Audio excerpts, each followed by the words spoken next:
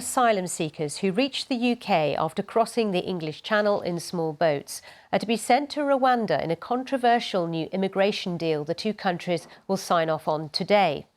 The government here says they'll unveil the full details later, but it's thought some single men who arrive in the UK will then be flown to the African country around 4,000 miles away while their applications to stay in the UK are processed.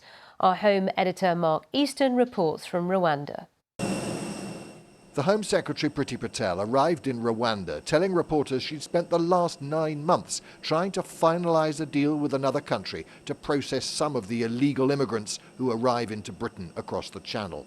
At a conference centre in the Rwandan capital Kigali, she will announce plans to relocate single male asylum seekers from Kent, more than 4,000 miles south, to Central Africa.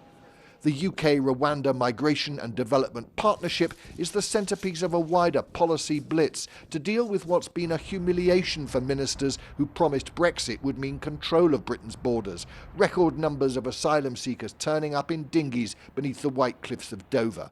In the last 4 years, the numbers of people crossing the Channel in small boats has climbed from 297 in 2018 to almost 29,000 last year. This year has already seen 4,578 arrivals and looks set to be a new record. Sending asylum seekers to Rwanda, however, is likely to prove hugely controversial.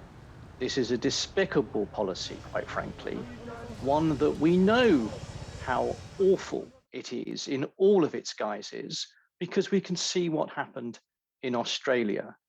It costs huge sums of money to do a huge amount of cruelty to very few people, and with no ultimate impact on the fact that people need to flee.